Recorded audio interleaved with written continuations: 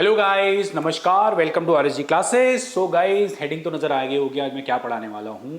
तो आज हम लोग दिल्ली यूनिवर्सिटी में इकोनॉमिक्स ऑनर्स में सेमेस्टर 2 में जो बहुत प्यारा पेपर लगता है बच्चों को intermediate MME, intermediate mathematical method for economics का जो एग्ज़ाम हुआ था 2025 में, इन द ईयर 2025, उसका डिटेल सोल्यूशन हम करने वाले हैं। वैसे ना मैं डिटेल सोल्यूशन हैंड रिटन भी स्टूडेंट्स को प्रोवाइड करता हूँ, बट मैं हमेशा कोशिश करता हूँ वीडियो फॉर्म में भी इसका सोल्यूशन आप लोगों के लिए बनाऊँ, ताकि अब जिसको कॉन्सेप्ट क्लियर नहीं है उसे हैंड रिटन क्या है समझ में आएंगे। तो कोशिश करूँगा कॉन्सेप्ट भी बताता चलूँ आज की क्लास में और पेपर के सोल्यूशन पे, सो दैट बच्चों को अक्ल आए कि बहुत अच्छे से पढ़ना है उन्हें। हाँ, क्योंकि year by year semester 2, semester 3, 4, ये जिनके स्पेशली मैथमेटिक्स और स्टैटिस्टिक्स के जो पेपर हैं उनके लेवल बढ़ते ही जा रहे हैं। ओके, चलिए स्टार्ट करते हैं डिटेल सॉल्यूशन। डिटेल सॉल्यूशन के लिए ये पीडीएफ है पेपर का, एंड बहुत ही बुरी अवस्था में है ये, ठीक है, बट आपके लिए हर एक क्वेश्चन रीड करता चलूँगा। चलिए स्टार्ट करते हैं क्वेश्चन नंबर फर्स्ट के ए से। तो मुझे नहीं पता आपको विजिबल है या नहीं, बट मैं आपके लिए रीड कर देता हूँ। Let A be n n into n matrix, suppose that A has a real eigenvalue A lambda greater than 0, find the eigen value of the matrix A plus I and A square plus I where I is n n into n matrix, identity matrix. Eigenvalues eigenvector का मैंने बहुत ही प्यारा सा एक detail video बना रखा है हमारे ही चैनल आरएसजी क्लासेस पे। अगर आपको बिल्कुल आइगन वैल्यूज़ आइगन वेक्टर नहीं आता तो आपको फॉलो करना पड़ेगा। लास्ट 2-3 साल से एग्जामिनर को काफ़ी पसंद आ रहा है आइगन वैल्यूज़ आइगन वेक्टर, तो हमेशा दे रहा है। मैं ये नहीं कह रहा 2026, 27, 28 में हमेशा आ ही जाएगा, मूड पे डिपेंड करता है, बट पढ़ना तो सभी पड़ेगा। चलिए स्टार्ट करते हैं। फर्स्ट का ए, आपको ए एक n into n matrix given है, ठीक है, एंड आपको गिवन क्या है, that lambda is the eigen value of matrix A. ये आपको गिवन है। क्या मतलब हुआ इसका? मतलब means A x equal to lambda x, ये आपको गिवन है। फाइन, आपको क्या चेक करना है? आपको आइगन वैल्यू, अच्छा वेयर एक्स, आप चाहो तो प्लीज लिख देना where x is the eigenvector, है ना।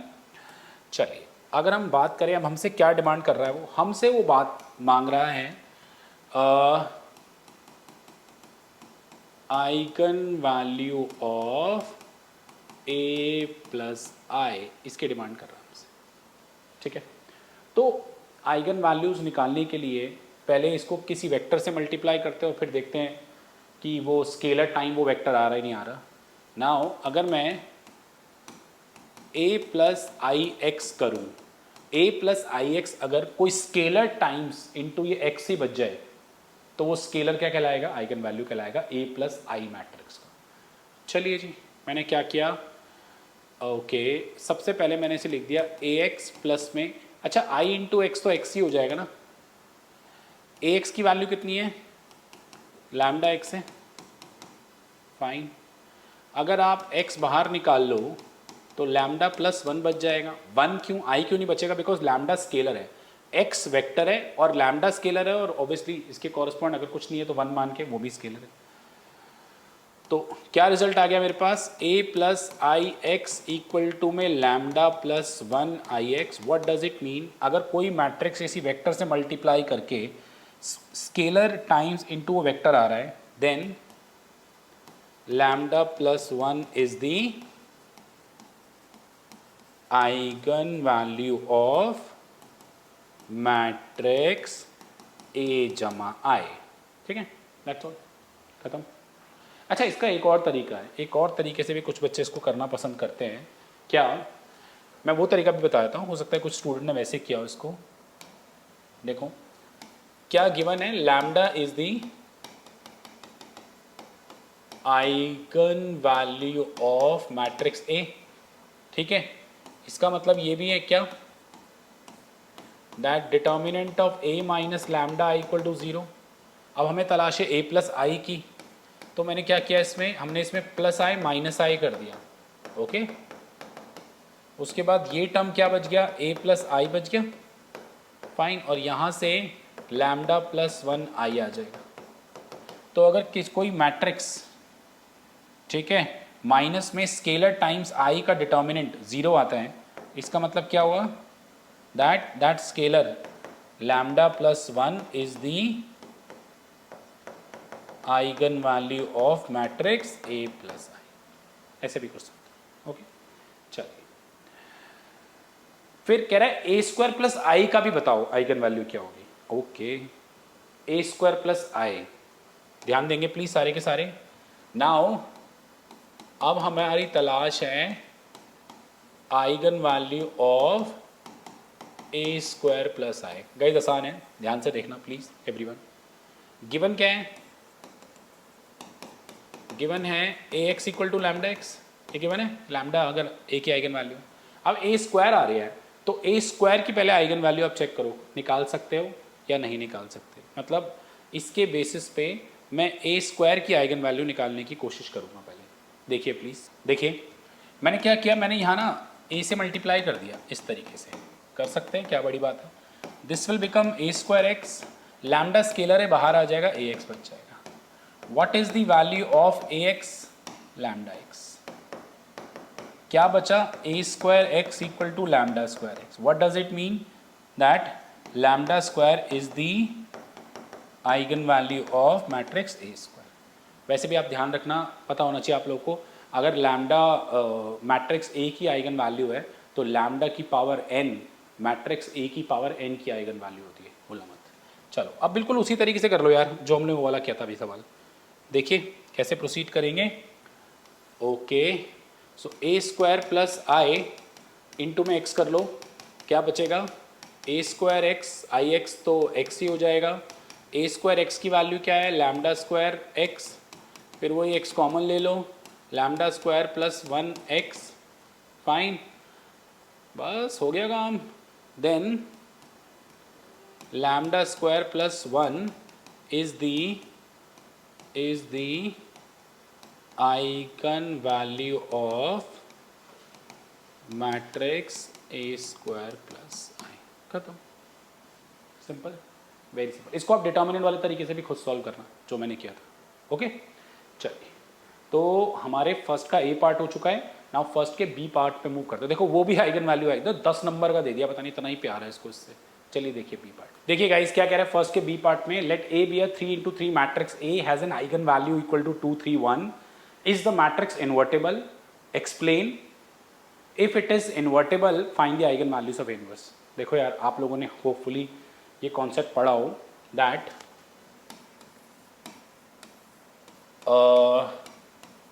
Product of eigen value of matrix A is nothing but determinant of A. तो what are the eigen values of A, 2 3 1, then determinant of A कितना हो जाएगा यार, 6 आ जाएगा, which it's non-zero. If determinant of A is non-zero, what does it mean? Invertible है। Okay चलिए आगे कहता है, is this matrix explain if it is invertible find the eigen values of A inverse। अच्छा, A inverse की eigen values के लिए ध्यान देना, आप लोगों को वैसे जनरली क्या गिवन है, क्या गिवन है, Ax equal to lambda X where lambdas are 2 3 1, यही है क्या, 2 3 1, ठीक है जी। हमें ए इनवर्स की बात करनी है, तो मैंने यहाँ पर ए इनवर्स कर दिया बोथ साइड, इधर भी मैंने ए इनवर्स कर दिया, this will become I into X X. Okay, lambda को मैं इधर ले आया, so A inverse X is nothing but 1 by lambda X. I can write this as A inverse X equal to 1 by lambda X, मतलब shift कर दिया यार इसको इधर इसको इधर। तो अगर ए इनवर्स भी एक मैट्रिक्स है, उसे किसी वेक्टर से मल्टीप्लाई किया जा रहा है और कोई स्केलर इनटू में वही वेक्टर आ रहा है, then 1 by lambda is the eigen value of matrix A inverse, simple. तो it means eigen values of A inverse क्या हो जाएंगे गाइस, अगर लैम्डा 2 3 1 है तो 1 बाय लैम्डा क्या हो जाएंगे, 1 बाय 2 1 बाय 3 और 1। That's all. आई होप सबको अच्छे से क्लियर हो। First question is done from my side. आगे बढ़ते हैं सेकंड क्वेश्चन पे, प्लीज देखिए। चलिए गाइस सेकंड का ये देखिए, इजी क्वेश्चन है। कह रहा है demand function is given by x equal to this where y is greater than zero, p is greater than zero, p price x quantity है, वाई इनकम है. Is the demand curve negatively sloped? Is the given commodity normal goods? Find the reaction of demand to price as income increases and the reaction of demand to income as price increases. देखिए मैंने आप लोगों को लिख दिया है. सबसे पहले तो आप लोगों को बोल रहा है पहले पार्ट में डिमांड कर्व नेगेटिवली स्लोप्ड है या नहीं है. तो नेगेटिवली स्लोप्ड के लिए change in demand with respect to price check करो. क्या आ रहा है? -15 Y cube P -4 -18 P square less than zero आ रहा है, नेगेटिवली स्लोप्ड है. सेकंड पे आते हैं हम लोग. Is the given commodity normal goods? Okay, तो नॉर्मल गुड्स के लिए change in demand due to change in income find out करना पड़ेगा. तो विद रिस्पेक्ट टू इनकम निकालेंगे.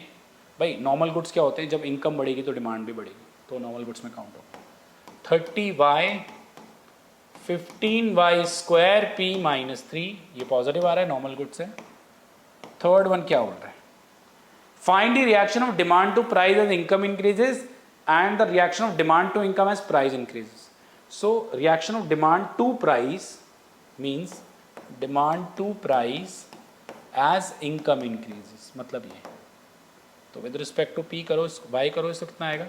-45 y square p -4 and reaction of demand to income as price increases, मतलब change in price. तो इसको income y है, I am sorry. तो with respect to इसे p करो, आ जाएगा -45 वाई स्क्वायर पी -4. देखो दोनों सेम आ रहे हैं. याद है यंग्स थ्योरम? आप बच्चे बोलेंगे यंग्स थ्योरम क्या है? तो क्यों देख रहे हो पेपर? तुम अपना टाइम वेस्ट कर रहे हो. जब तुमने अच्छे से कॉन्सेप्ट ही नहीं पढ़े तो तुम्हें पता ही नहीं. यंग्स थ्योरम में पार्शियल डेरिवेटिव में पढ़ते हैं ना यंग्स थ्योरम. सो दोनों सेम आ गए. तो रिएक्शन सेम आ रहा है. I would say reaction of demand to price as income increases is same as reaction of demand to income as price increases. थोड़ी सी ऐसी अंग्रेजी लिख दोगे एग्जामिनर इंप्रेस हो जाएगा.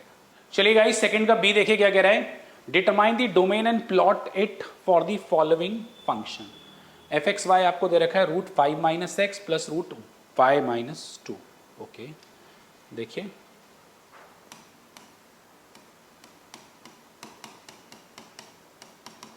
√5 - x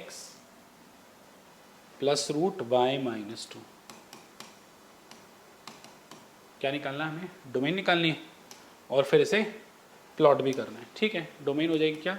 5 - x greater than equal to 0 and y - 2 greater than equal to 0. यहाँ से आ जाएगा x less than equal to 5 और यहाँ से आ जाएगा y greater than equal to 2. अगर हम नंबर लाइन बनाएं 2 डायमेंशनल में तो ये x इक्वल टू 5 हो गया, पीछे का एरिया है ये सारा हो गया, है ना. x less than equal to 5, y equal to 2 ये हो गया, y ग्रेटर देन ऊपर का एरिया है ये वाला हो गया. तो बेसिकली कहाँ मिलेंगे ये लोग सारे के सारे? y 2 से बड़ा और x 5 से छोटा, ये हो गया. चेक कर लो, कोई डाउट तो बोलो. अच्छे से शेड कर देना. Okay, so first question is done from my side, second question is also done from my side. I think second में बी तक है, सी भी है नहीं. Second done. Now let's move to the third question. देखिए चलिए guys, third का ये देखिए क्या कह रहा है. Suppose that the demand DPR for a certain commodity depend upon its price and interest rate. What sign should one expect for this partial derivative of D with respect to P and R to have. अच्छा जी, देखो economics अच्छी होगी आप लोगों की, तभी आपने इकोनॉमिक्स ऑनर्स लिया है. डिमांड जो है वो प्राइस और इस पर डिपेंड कर रही है. So what sign would you expect for this? क्या साइन एक्सपेक्ट करते हो? बड़ा सिंपल है, प्राइस चेंज होता है तो डिमांड मतलब इनवर्स रिलेशन होता है. We expect to have inverse relationship between demand and price, hence this sign should be negative. So is this. Rate of interest और डिमांड में भी इनवर्स रिलेशन होगा ना. कैसे आप बता सकते हो? अगर रेट ऑफ इंटरेस्ट बढ़ेगा, ठीक है, तो अगर उस प्रोडक्ट को खरीदने के लिए हम लोन लेंगे, ठीक है, तो 100 बारी सोचेंगे इतना हाई रेट ऑफ इंटरेस्ट है तो उसको खरीदने के लिए लोन में क्यों लूँ, तो डिमांड डिक्रीज हो जाएगी. तो rate of interest and price has a inverse relationship with demand. Fine, चलिए आगे देखिए. एक्सप्लेन कर देना अच्छे से अपनी भाषा में. इकोनॉमिक्स तो तुम लोग की अच्छी है, इसमें कोई डाउट नहीं है. Suppose the supply is SP so that equilibrium is this. Differentiate implicitly to find dP by dr and comment on its sign. ठीक है जी, देखते हैं। हमें दे रखा है D P R is equal to में S of P, okay, S of P. So now D by D R निकालना है, डी बाई डी आर निकालना है। देखिए कैसे निकालेंगे, इसे तो चेन रूल के थ्रू ओपन करेंगे। Del P by this, D P by D R, del by del R, okay, D R by D R. इसको क्या लिख सकते हैं, इसको चलो मैं और थोड़ा तमीज से कर देता हूँ, D by D P by D R. Fine, ये तो del D by del P हो गया, ये D P by D R हो गया, ये del D by D R हो गया, ये डी वन हो गया। इसको हम एच डैश पी बोल सकते हैं, ये D P by D are. अब आप एक काम कर सकते हैं, इन सबको उधर शिफ्ट कर लें और D P by D R वाली टर्म एक अलग ले लें। तो finally del D by del R, D P by D R, H dash P minus में del D by del P. तो finally D P by D R क्या आ गया, del D by del R बटे में, बटे means upon में, H dash P minus del d by del p. We expect this sign to be negative in the first part and negative, and we need to assume that s dash p should be positive. Why positive? Because obviously price supply function और price में positive relation होता है ना, तो when price increases supply increases, तो assume this should be positive. This term is negative, तो negative negative positive हो जाएगा, तो denominator will become positive. And this is negative, तो overall expression comes out to be negative. आप बताना यार, ये positive, ये negative, so that denominator become positive, numerator is negative, in the first part we assume, hence overall expression comes out to be negative. यही पूछा था, बता दो जी इसका साइन, ठीक है, comment on its sign, ठीक है, third is done। चलो थर्ड के बी पे आते हैं, क्या कह रहे हैं, find a linear approximation of the function fxy which is this, ठीक है जी, देखते हैं। तो f x y is nothing but 1 upon 1 plus x minus y. ये बड़ा आसान सवाल है यार, ये तो मतलब लड्डू आ गया। 1 plus x minus y about at 2,1, at 2,1। तो लीनियर अप्रॉक्सीमेशन करना है, देखें प्लीज कैसे होगा। सबसे पहले एफ ऑफ 2,1 निकाल लीजिए, 1 अपॉन 1 प्लस 2 माइनस 1, 1/2 आ गया। एफ डैश एक्स निकालिए, partial derivative minus 1 upon 1 plus this square, और एफ डैश एक्स की वैल्यू निकालिए एट 2,1 यार, so minus 1 upon 1 plus 2 minus 1, minus 1/4 आ गया। अब इसमें भी कुछ बच्चे ना सिली मिस्टेक कर देते हैं चेन रूल को लेके। अगला आएगा minus 1 upon 1 plus x minus y का स्क्वायर, और दोबारा करेंगे विद रिस्पेक्ट टू वाई तो माइनस 1 आएगा तो प्लस हो जाएगा, ठीक है। तो यही गलती की उम्मीद है आप लोगों से। फाइनली जब हम अप्रॉक्सीमेशन निकालेंगे, formula F of 2,1 F dash X 2,1 X minus 2 F dash Y 2,1 Y minus 1। You में put the value 1/2 minus 1/4 X minus 2 plus 1/4 Y minus, that's all. चलिए गाइस, फिफ्थ क्वेश्चन देखेंगे एंड फोर्थ मैं छोड़ रहा हूँ।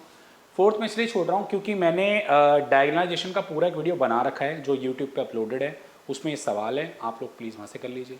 इसी बहाने हमारी डायगोनलाइजेशन वीडियो आप देख भी लेंगे और आपको समझ भी आ जाएगा क्या होता है। आपको देखनी ही पड़ेगी, आपने कहीं से भी डायगोनलाइजेशन पढ़ा है, बट एक बारी मेरा वीडियो देखना और तुम्हें ज़रूर अंतर नजर आएगा। अंतर मीन्स डिफरेंस नजर आएगा, ओके। चलिए, तो fourth I am not doing, आप वहाँ से कर सकते हैं। मैं फिफ्थ पे आ रहा हूँ direct. A monopolist supplied to market, one at home and other abroad. The demand functions are this and this, where Q1, Q2 denotes the home and foreign sales. The firm's total cost function is this. Write down the profit expression of the monopolist and find the optimal output and the price so that profit is maximized. Check the second order condition aspect. तो मैंने यहाँ पे data लिख दिया है। तो profit क्या होगा, अगर हम प्रॉफिट पूरी तरीके से लिखना चाहें, रेवेन्यू आएगा दोनों से माइनस कॉस्ट कंबाइंड है। रेवेन्यू क्या होगा, P1 one into Q one, P two into Q two, और कॉस्ट तो तुम्हें दे रखी है Q1 प्लस Q2 का होल स्क्वायर। अब किस में करना पसंद करोगे, P1 P2 की फॉर्म में, Q1 Q2 की फॉर्म में, all up to you. Okay, अगर मैं रख देता हूँ, एक काम करते हैं, Q1 Q2 की फॉर्म में कन्वर्ट करते हैं। P1 नहीं, Q1 की वैल्यू ये दे रखी है ना, तो P1 P2 कटेगा तो है नहीं। ठीक है, तो P1 की वैल्यू निकाल लेते हैं 100 माइनस Q1, P2 की वैल्यू निकाल लेते हैं 80 माइनस में Q2, okay, and Q1 is 100 minus P1, 80 minus, नहीं, Q1 Q2 तो ऐसे रखते हैं क्योंकि Q1 Q2 में कन्वर्ट किया ना, Q1 प्लस Q2 का होल स्क्वायर। ओके, चलिए जी गाइस, ये हो जाएगा मेरे पास 100 Q1 square 80 Q2 sorry fumble हो गया 80 Q2 स्क्वायर एंड अरे वाह, Q1 square Q2 square minus 2 Q1 Q2। Wow, कुछ ना कुछ कटेगा, नो सॉरी। तो pi equal to 100 Q1 80 Q2 minus 2 Q1 square minus 2 Q2 square minus 2 Q1 Q2, ऐसा कुछ बचा। चलो जी, हो जाओ शुरू। अब del pi by del Q1 करोगे 100 माइनस 4Q1 माइनस में 2Q2, del pi by del Q2 करोगे 80 माइनस 4Q2 माइनस 2Q1, ऐसा कुछ बचेगा। फिर ज़ीरो के इक्वेट करते हैं। अच्छा, ज़ीरो के इक्वेट करके 2 से डिवाइड कर लूँ, चलेगा?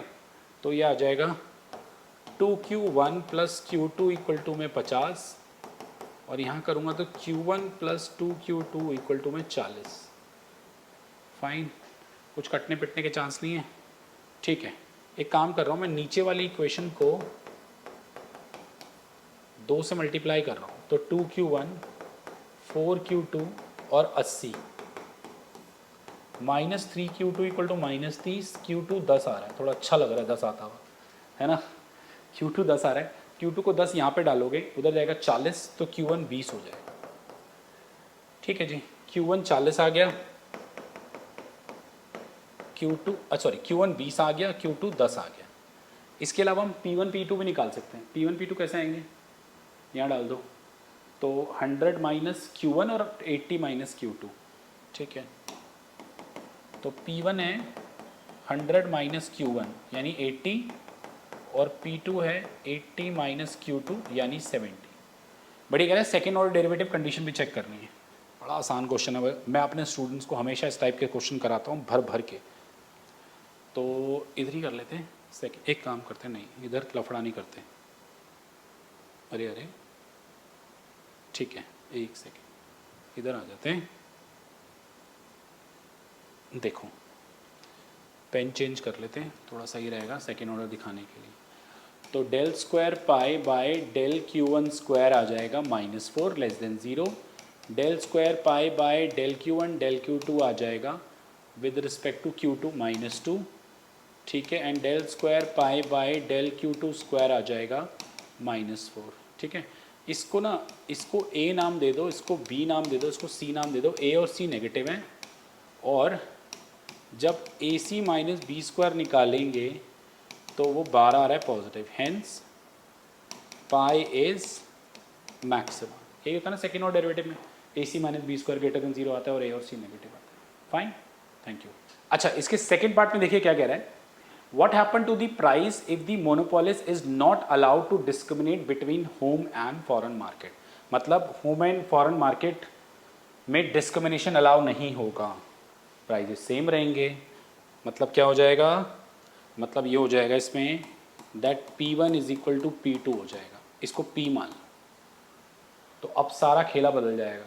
अब सारा खेला कैसे बदल जाएगा, अब प्रॉफिट जो होगा वो PQ1 प्लस PQ2 माइनस में Q1 प्लस Q2 का होल स्क्वायर रहेगा।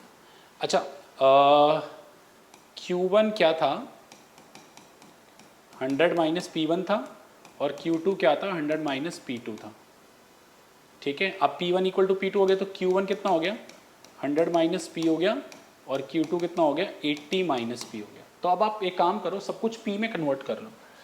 तो पाई हो जाएगा P 100 माइनस पी, Q2 हो जाएगा 80 माइनस पी और Q1 प्लस Q2 हो जाएगा 180 माइनस 2P का होल स्क्वायर। अब पूरा प्रोसेस अलग हो जाएगा। अब ये वन वेरिएबल में कन्वर्ट हो जाएगा एक तरीके से। गाइज मेरी कैलकुलेशन मिस्टेक, तो मैं अभी से माफ़ी चाहता हूँ आप लोगों से, मेरी कैलकुलेशन बहुत ही भयंकर है। तो माइनस पी स्क्वायर 80P, ठीक है, माइनस पी स्क्वायर, एंड इसको मैं ऐसे ही रहने देता हूँ, डेरिवेटिव करने में थोड़ी आसानी हो जाएगी। फाइनली पाई आ गया 180P माइनस में 2P स्क्वायर, 180 माइनस में 2P का होल स्क्वायर। अब D pi by D P करोगे, डिफरेंशिएट से मैक्सिमाइज करो, वन वेरिएबल से करेंगे, minus 2P minus twice 180 minus 2P into में minus 2, okay. So this will become 180 minus 4P plus में 4 180 माइनस में 2P, ऐसे कुछ आएगा, ठीक है। Finally D pi by D P 180 minus 4P 4 into 180 minus 8P, equate कर दो ज़ीरो के, तो minus 12P plus 180 plus 4 into 180, ये 720 हो जाएगा, और 720 और 180 हो जाएगा, 7 और 1 8 और 1 9, 900 हो जाएगा। तो फाइनली P की वैल्यू आ जाएगी 900 बटे में 12। 12 कट पाएगा क्या? 12 चौक 12 पंजे 60, 12 छक 72, 12 सत्ते 84, 12 पंजे 60, तो 75 आ गया, ठीक है। और जब सेकेंड ऑर्डर डेरिवेटिव करोगे तो -12 आ रहा है लेस देन 0, ओके। तो ऐसे सिनारियो प्राइस आ रहा है 75 और वहाँ पे P1 P2 अलग अलग आ रहे हैं। This is a good question, मेरी बुक में बहुत हैं ये वाले सवाल, मैंने बहुत कराता हूँ स्टूडेंट्स को, ओके। तो 5 तक हमारे क्वेश्चन डन हो चुके हैं, थैंक यू सो मच। आगे बढ़ेंगे अब 6 क्वेश्चन पे, देखिए। चलिए गाइस 6th क्वेश्चन में मूव करते हैं, देखिए क्या कह रहा है। Without using differentiation examine the following function are quasi concave और quasi convex, also check the function for concavity and convexity. अच्छा सवाल है, देखेंगे सारे। 6th क्वेश्चन में f ऑफ x1 x2 हमें गिवन है, x1 की पावर 1/2 और x2 की पावर 1/4, ये गिवन है। तो कॉन्केविटी कॉन्वेक्सिटी, पहले क्वाजी कॉन्केविटी कॉन्वेक्सिटी वगैरह चेक करनी है। देखिए इसे लेट कर लो, let z is equal to, derivative नहीं करना बिल्कुल भी, हाँ, तो लॉग ले लो बोथ साइड, तो 1/2 लॉग x1, 1/4 लॉग x2, ठीक है। आप बताना ये कॉन्केव है, आप बताना ये कॉन्केव है, और फिर बताना sum of two concave function is concave. तो लॉग z क्या आ रहा है? इज कॉन्केव, बट हमें तो z के बारे में बताना है, ठीक है। अच्छा, लॉग z अगर कॉन्केव है, hence log z is also quasi concave. Now क्या हम z को ऐसे लिख सकते हैं, e की power log z, okay. Let कर लो, h of u is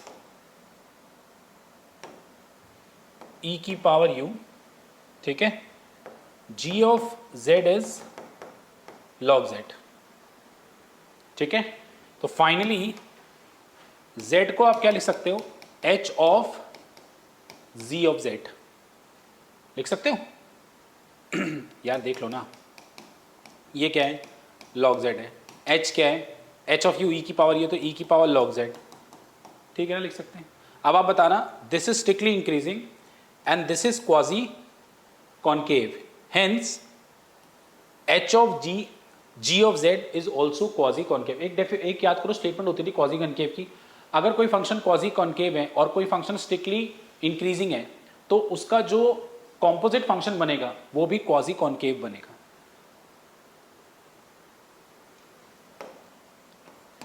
h is strictly increasing, g of z is quasi concave, hence h g of z is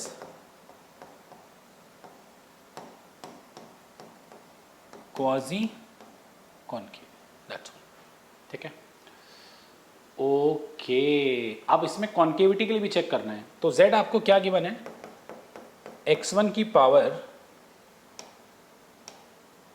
1/2 x2 की पावर, ये बहुत प्यारा पॉइंट है, आप इसमें लिखना z is a Cobb Douglas function where the homogeneous degree is less than 1।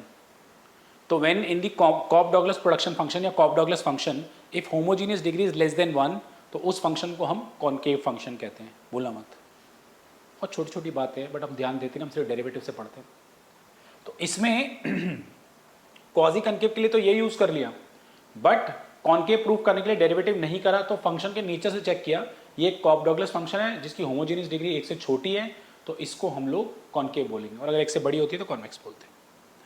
आगे आ जाइए इस वाले में, बी वाला तो मेरा मन इसी में करने का है, देखो ध्यान से देखो, एक सेकेंड आप इधर आओ, ओके कहाँ गया भाई मार्कर, ये रहा,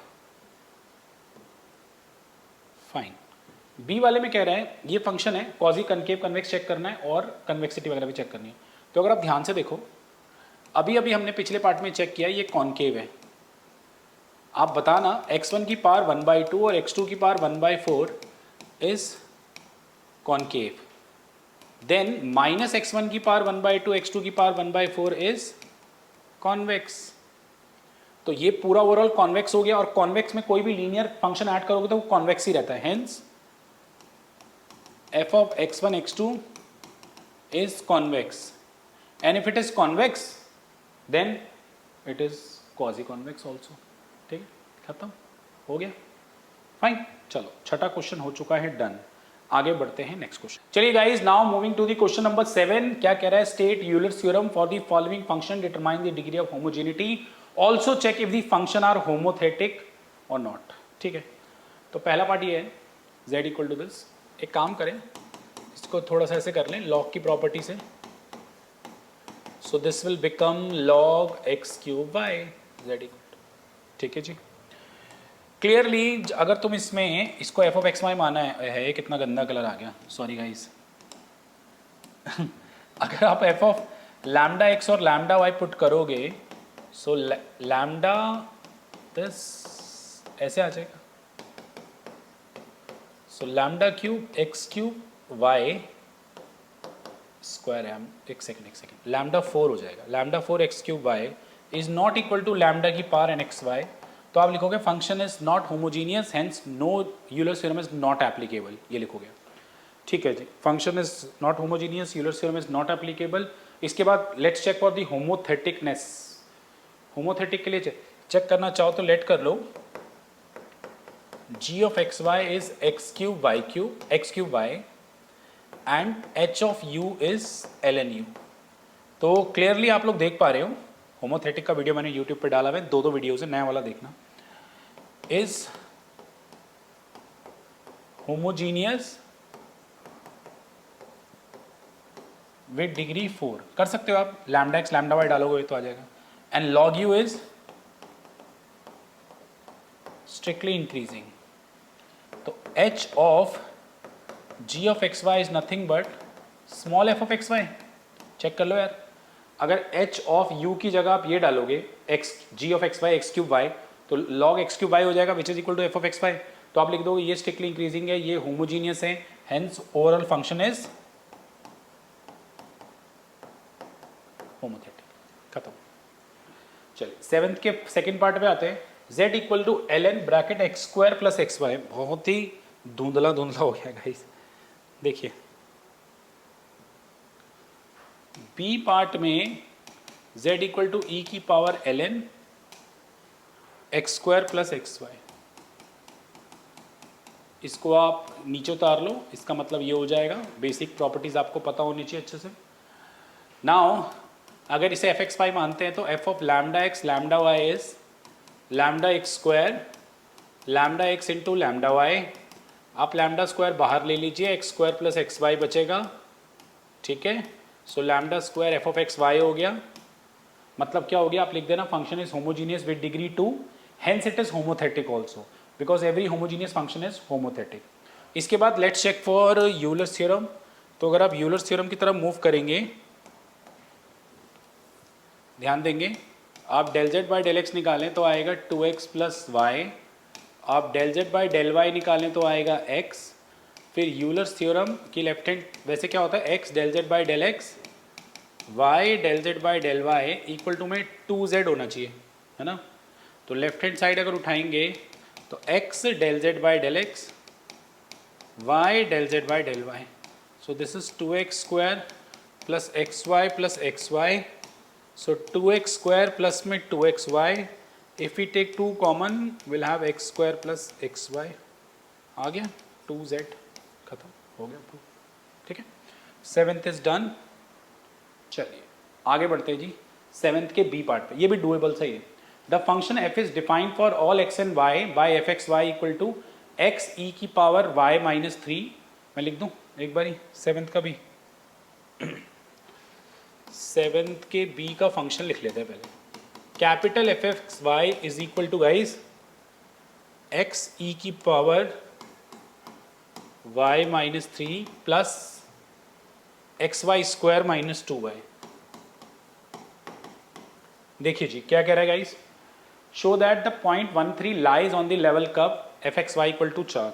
मतलब ये प्रूफ करने को बोल रहा है कि एफ ऑफ 1,3 4 आएगा। तो निकालें एफ ऑफ 1,3, यानी x को 1 डालो y को 3 डालो, x को 1 डालो y को 3 डालो। ये एक्स वाई है क्या, ये 2y है, 2y है, आई एम सॉरी। x को 1 डालो y को 3 डालो, तो ये 1 आ गया, ये 9 हो गया और ये 6 हो गया, तो 4 आ गया, ठीक है जी। Find the equation of the tangent line to the curve 1,3। अच्छा, इक्वेशन ऑफ टेंजेंट लाइन निकालनी है, टेंजेंट प्लेन नहीं निकालना।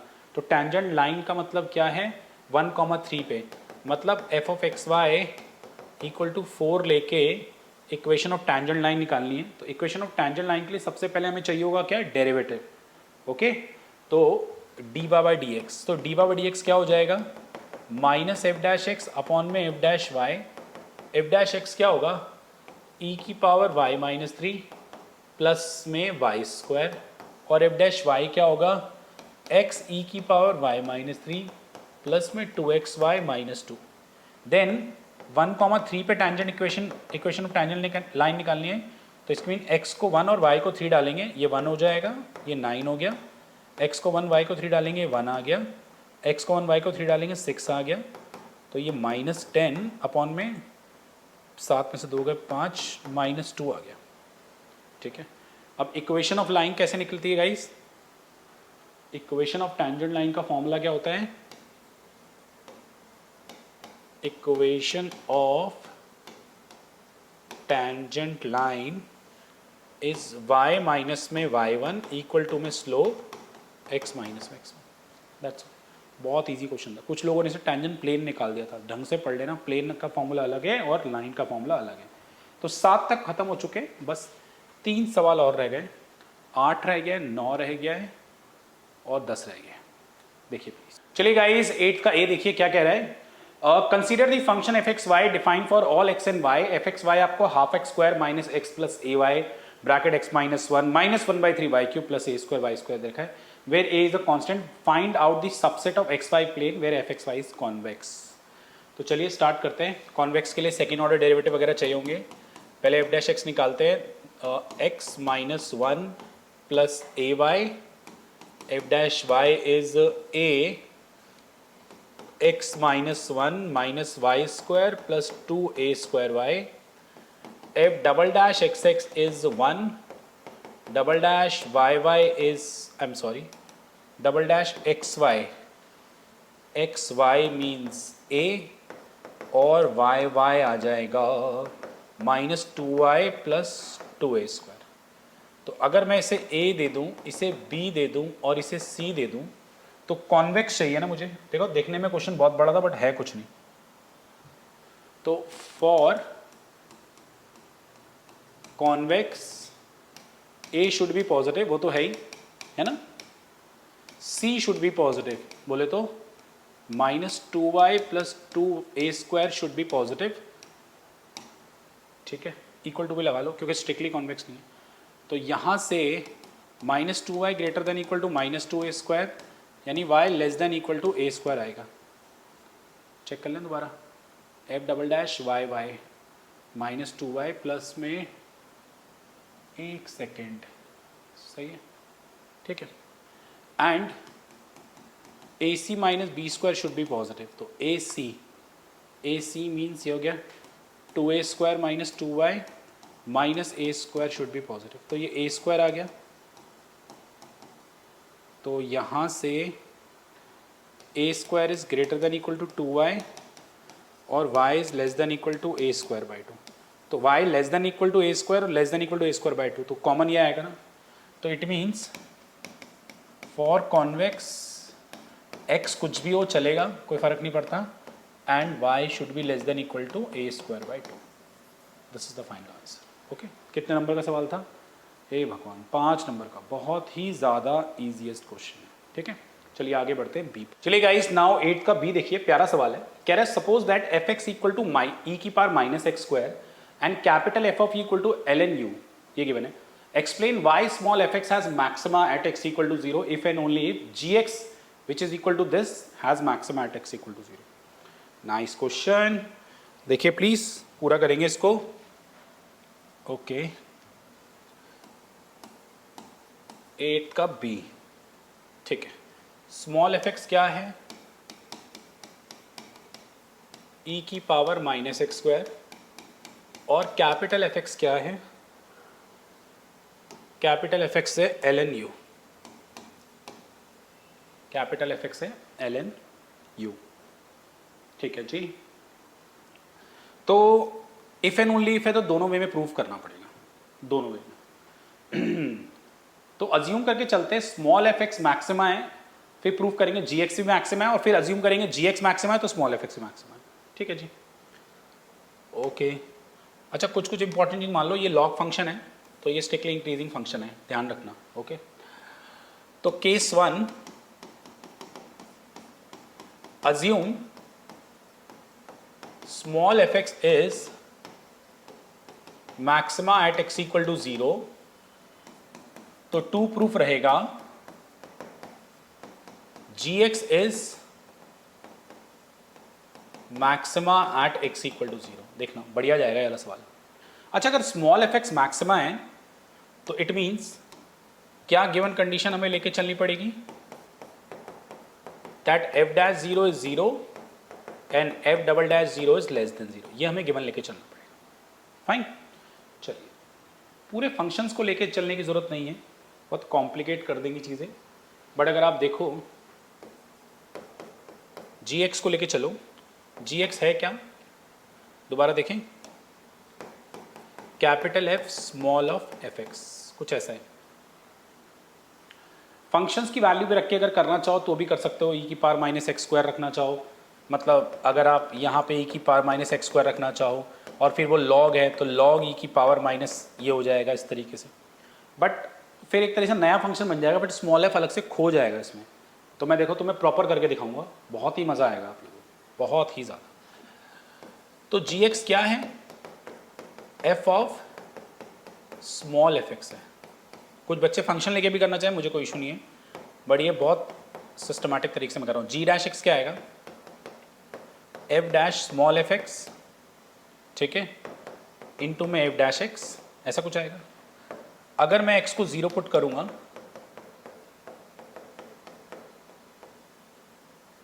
ठीक है, ये आ गया। f ऑफ x क्या है? e⁻⁻x², सबको पता है अच्छे से। तो e⁻⁻x² क्या है? स्मॉल fx क्या है? e⁻⁻x²। तो f ऑफ 0 क्या हो जाएगा? 1 हो जाएगा। तो f'(1) निकालना है और f'(0) एफ डैश जीरो तो मैंने जीरो अज्यूम किया है क्योंकि मैंने अज्यूम किया स्मॉल एफ मैक्सिमा है।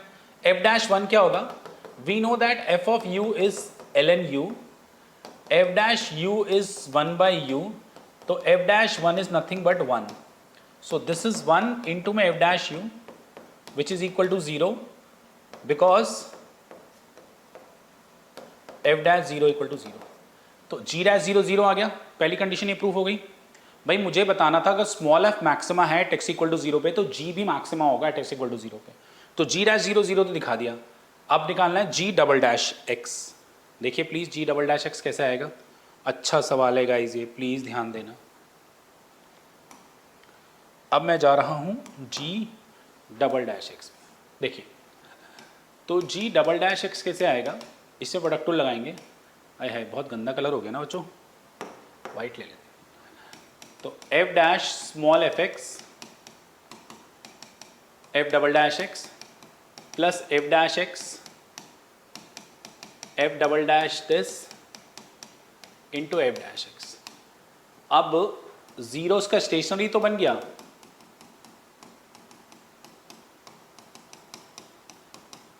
F dash zero F double dash F of zero F dash zero, we know F dash zero is zero, तो ये तो खत्म हो गया। लिखना प्लीज, ये आ गया F dash F of zero F double dash zero. अभी अभी F dash F of zero हमने निकाला था, कितना आया था, वन आया था, तो एफ डबल डैश जीरो आ गया। F double dash zero negative है ना, तो जी डबल डैश जीरो भी नेगेटिव में काउंट होगा। What does it mean, that G is maxima at x equal to zero. तो केस वन हमने दिखा दिया अच्छे से। नाउ केस वाइस वर्सा भी तो दिखाएंगे। Case two, assume g is maxima at x equal to zero, मतलब g dash zero is zero और g double dash zero is less than zero. And to proof क्या होगा, f is maxima at x equal to zero, मतलब f dash zero is zero and f double dash zero is less than zero. ठीक है, हम शुरुआत again जी से ही करेंगे क्योंकि उसी में स्मॉल एफ की झलक नजर आएगी यार। तो बेटा जी एक्स क्या है मेरे पास, capital f small f f x, तो what is g dash x,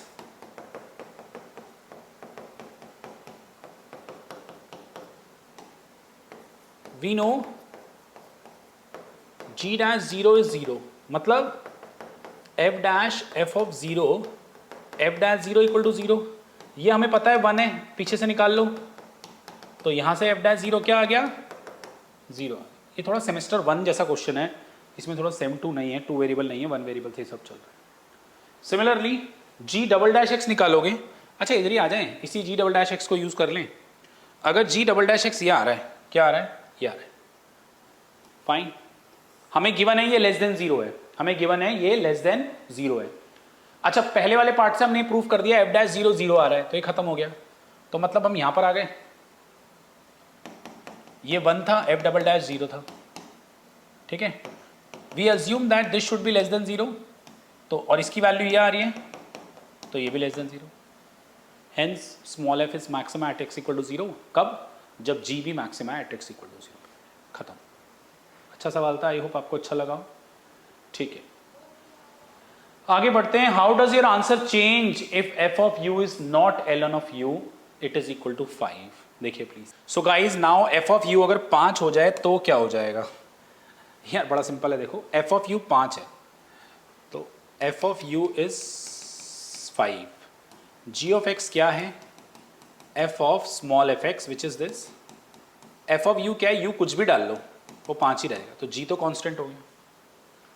तो जी अगर कांस्टेंट हो गया तो आप बोल सकते हो g is a composite function of किस किस का, कैपिटल ऑफ और स्मॉल एफ का, बट जी एक कांस्टेंट फंक्शन आ रहा है, तो इररिस्पेक्टिव एफ कुछ भी हो, मैक्सिमा या मिनिमा हो, g is always be constant function, and constant function is called both maxima and minima, वही उसका मैक्सिमा है वही उसका मिनिमा है। ओके, अब ये कंडीशन नहीं लाई करेगी कि अगर एफ मैक्सिमा है at x equal to zero पे तो जी भी maxima at x equal to zero पे होगा, आप जीरो डालो, कुछ भी डालो यार, वो तो कांस्टेंट है, तो g is a constant function, it is both maximum and minimum, so it is not matching with the above statement.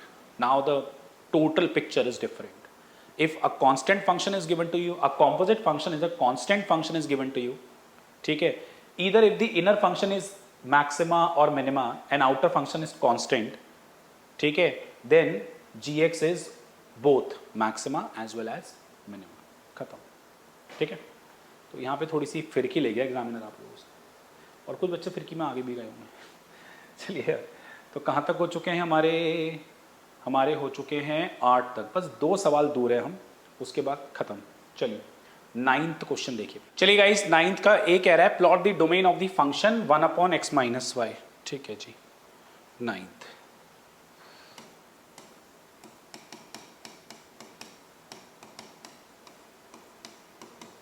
ठीक है, कैसे प्लॉट करेंगे, पहले डोमेन निकाल लें. Denominator should not be equal to 0, तो x should not be equal to y, मतलब unequal हो सकते हैं बट इक्वल नहीं हो सकते. इट मीन्स डोमेन क्या हो जाएगी, ये y इक्वल टू एक्स की लाइन हो गई, डॉटेड बना देंगे.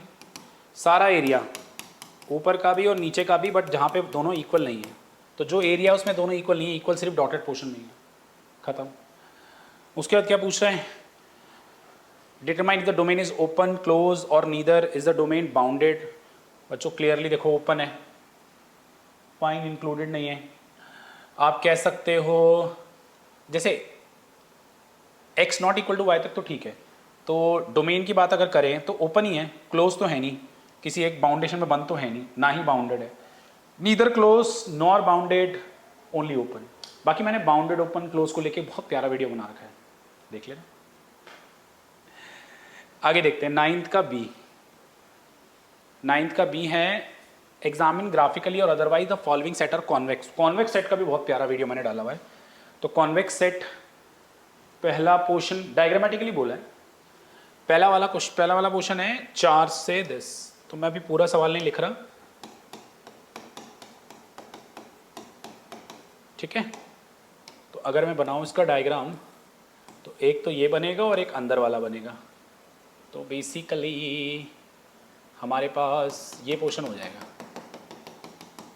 तो एक पोर्शन ये अगर आप ऐसे करोगे तो देखो ये कॉन्वेक्स सेट नहीं है, ये सेट है इससे बाहर. अगला है log x plus log y less than equal to 0 और xy पॉजिटिव है. log x plus log y less than equal to 0, yes, और x और y पॉजिटिव है.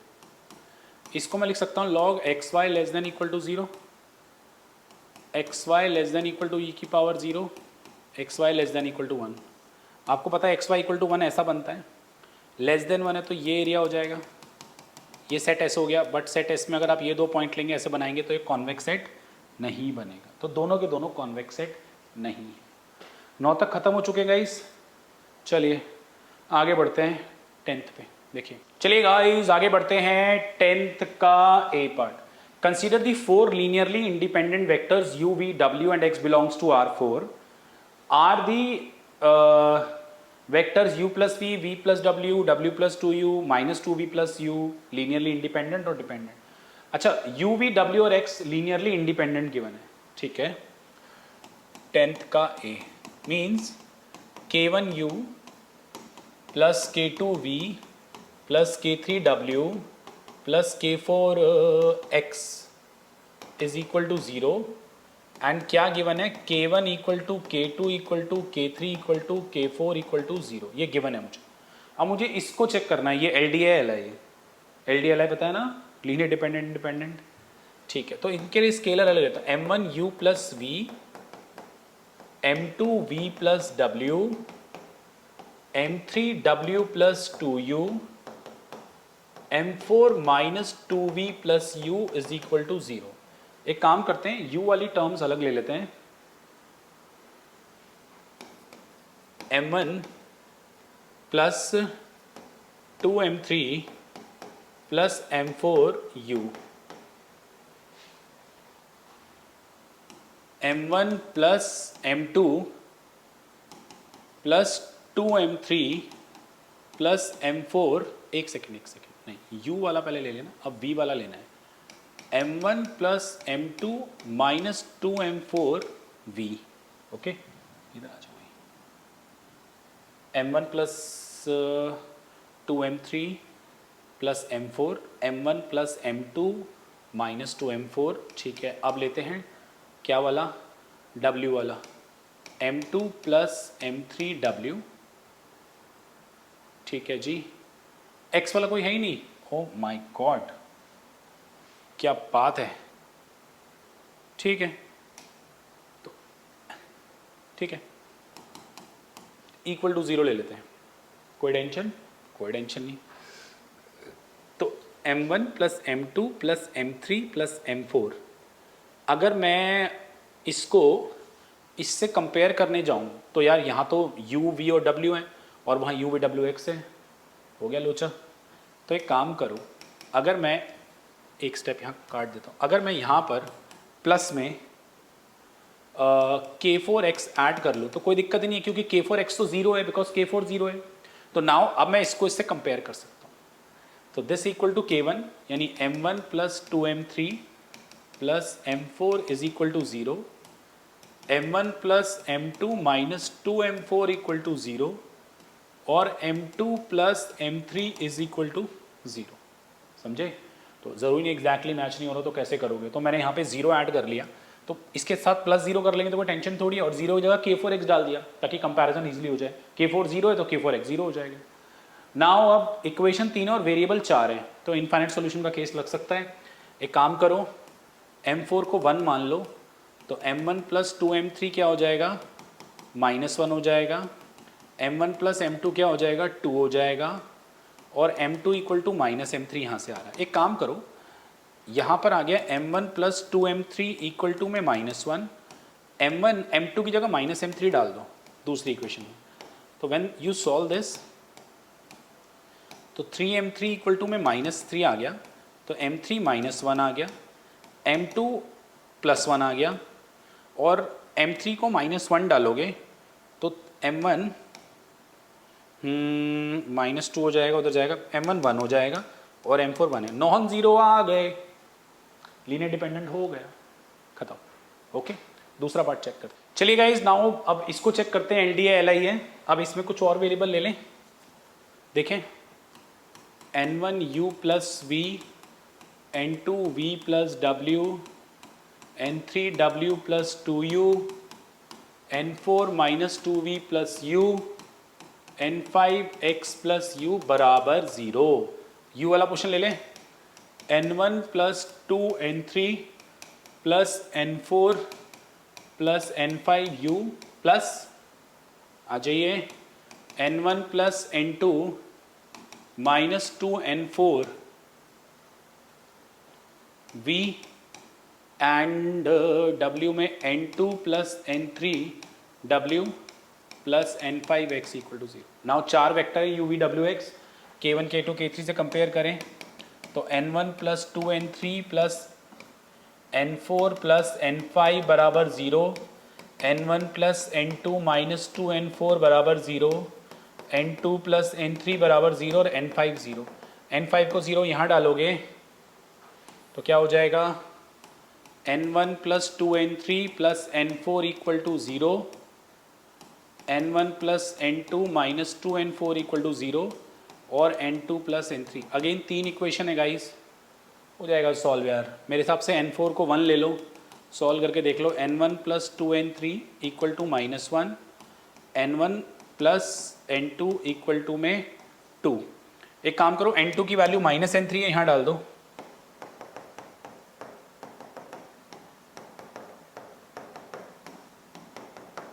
ये cancel, 3n3 equal to -3, n3 -1 आ रहा है, n2 +1 आ जाएगा, और n2 को +1 डालोगे तो n1 1 आ जाएगा। नॉन जीरो आ रहा है, ये भी LD हो गए, खत्म। ओके, वेक्टर का एक ही सवाल आया इस बारी। चलिए आगे बढ़, चलिए गाइस लास्ट क्वेश्चन देखेंगे, और ये बहुत ही फेवरेट क्वेश्चन है एग्जामिनर का, बहुत बारी आया हुआ है घुमा फिरा के। Prove that a sufficient condition for a square matrix of order n into N, orthogonal वो कब होगी, दैट उसके कॉलम वेक्टर्स होंगे यूनिट वेक्टर होंगे, म्यूचुअली ऑर्थोगोनल होंगे। मतलब बता देता हूं, देखिए आपके पास जो मैट्रिक्स है वो कुछ इस तरीके से a11 a12 a1n an1 an2 an, ठीक है। आपको बताना है ये ऑर्थोगोनल होगी तो इसके जो कॉलम होंगे वो यूनिट वेक्टर होंगे और सारे कॉलम आपस में म्यूचुअली ऑर्थोगोनल होंगे, परपेंडिकुलर होंगे। सो लेट कर लो, let C1 is this till Cn is this. तो अगर ये मैट्रिक्स ऑर्थोगोनल है तो तुम्हारा प्रूफ ये है कि कॉलम जो हैं उनकी जो लेंथ है वो यूनिट है, यूनिट वेक्टर है। बेसिकली लेंथ 1 आनी चाहिए, I would say unit vector वही होता है। Means C1 square C2 square dot dot dot Cn square should be equal to 1, पहला पोर्शन। और second Ci dot Cj should be 0 for all i not equal to j, मतलब column आपस में mutually perpendicular होनी चाहिए, है ना। जैसे C1 डॉट C2 0, ये इसके साथ डॉट प्रोडक्ट 0 होना चाहिए, इसका इसके साथ डॉट प्रोडक्ट 0 होना चाहिए, ये प्रूफ करना है। तो चलिए, सिंस मैट्रिक्स इज ऑर्थोगोनल तो अगर आप लोग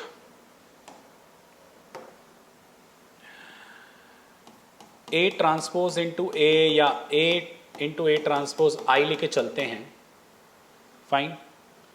तो लेट अस सपोज मैं A इंटू A ट्रांसपोज लेके चलता हूँ। A मेरे पास क्या है, अगर हम देखें उल्टा लेके चलता हूँ, थोड़ा ज़्यादा सही रहेगा। A transpose A equal to I लेके चलता हूँ। A ट्रांसपोज क्या है अगर हम लोग बात करें तो वो कुछ ऐसा है, C1 C2 till Cn column, और ये क्या है C1 C2, समझ गए ना। C1 क्या था, A1 1 से सब कुछ, तो इस तरीके से लिख दिया।